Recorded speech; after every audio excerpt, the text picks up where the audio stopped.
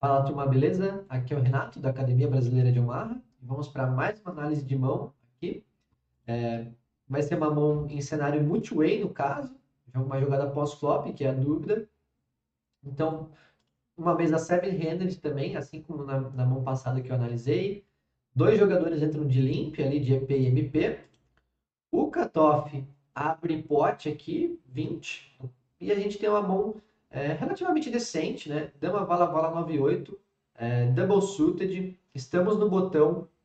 É uma mão que vai jogar super bem, mesmo em cenários multi-way, né? Por mais que a gente não tenha uma força tão grande assim no suited, né? A gente tem uma ótima conectividade na mão inteira.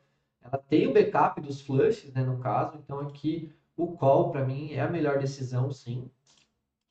Os blinds foldam e os limpers pagam e a gente vai para esse flop aqui. Então, é um flop muito bom para nossa mão. A gente acerta top 2, tem um gut shot, tem dois blockers de straight ali com valete e valete, né? E dois backdoors flush. Os jogadores que limparam dão check e o jogador aqui, o agressor da mão, opta por um c-bet ali pouco menor que meio pote, né? E o primeiro ponto, né, dessa mão aqui, no caso, é que já é meio esquisito ele optar por c-betar essa mão nesse four-way, né?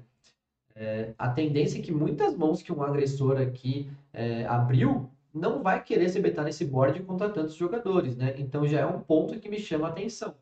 Então por isso eu creio que ele tenha mãos um pouco mais decentes, né? Por mais que a gente tenha uma mão bem forte com top 2, tem mãos que ele possa estar na frente ou que ele tenha muita equidade contra a nossa, né? Não espero que a gente esteja matando assim o range dele no caso, pelo menos na maior parte das vezes. Então aqui, jogando em posição e tendo uma jogabilidade muito boa com a broca, os blockers do valete valete e os backdoor flush, eu jogaria apenas de call. Outro ponto também, querendo ou não, tem mais dois jogadores para falar, que ainda tem todo um range possível de mãos de topo aqui, né? Porque eles tenderiam a jogar de check raise. E você não meio que não que você não se importa, mas caso entre mais um jogador, a sua mão ainda vai desenvolver muito bem jogando em posição, né? E também, como esse jogador conectou com o board e a sua mão está muito conectada com o board, sobram menos mãos para esses jogadores pagarem, né? Então a tendência é que a mão desenrole HU mesmo para turn, né? Então o jogador, o herói aqui, opta pelo call, que para mim é a melhor decisão aqui no caso. Não dar raise e se isolar contra a parte mais forte aqui no caso. E o primeiro jogador que limpou o pré-flop dá um check raise. Então, aqui tem mais uma informação muito importante. Esse jogador ele deu limp call pré-flop, né? E aqui deu check raise nessa situação. Quando um jogador já joga de limper, né, pré-flop, ele tem tendências mais passivas. E quando ele joga de maneira agressiva pós-flop, depois dessa tendência passiva pré-flop, no geral, são mãos muito fortes, né? Tendenciosas a ser nuts. Então, aqui no caso, eu daria muitas trincas para ele, né? Não acho que um wrap ou dois pares ele jogaria assim de raise, né? O agressor aqui opta pelo call, e mesmo que pareça que a gente tenha muitas odds para pagar aqui no caso, eu imagino que a gente esteja bem mal nessa mão, que a nossa mão não puxa equidade contra esses dois ranges, né? E optaria só pelo fold. E foi a decisão do herói. Para mim, ele optou por uma boa decisão de foldar aqui. No caso, a gente acertaria um sonho de turn, um nuts com flush draw e duas pontas de straight flush.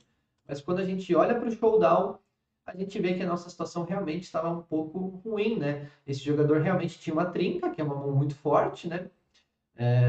O outro jogador aqui, no caso, ele só tinha duas pontas, né? Ele acabou indo com uma mão bem fraca, assim. Então, o c-bet dele ali, no caso, foi mais uma tel, né, da mão dele. É uma mão que jogaria melhor só de check, não faz tanto sentido ele se betar contra 3, né? Por mais que ele tenha feito um size baixo, eu optaria com essa mão dele jogar de check. Tem só mais um jogador para falar, vai rodar muito em check, você realiza a sua equidade, né? Se ele apostar, você ainda pode jogar de check call, jogando HU, né? No caso. Então fica aí. No caso desse showdown aqui, a gente estaria bem mal, né? A gente estaria pela broca do 10, que no caso a gente não sabe que seriam 4 outs, né? A gente não sabe que ele tem o 10. E aí talvez a dama, né? Poderia ser boa, no caso 2 outs. E o 8 poderia ser ruim, caso ele tivesse um dama-dama, né? Então são poucos outs no cenário multiway. Então, muito bem jogado, da forma do cold call pré, só call no flop, jogando em posição, e também fold para o raise ali do jogador passivo, beleza? Então, mais uma mão analisada por mim aí, espero que ajude em melhorar suas decisões em jogo, e até a próxima aí. Um abraço.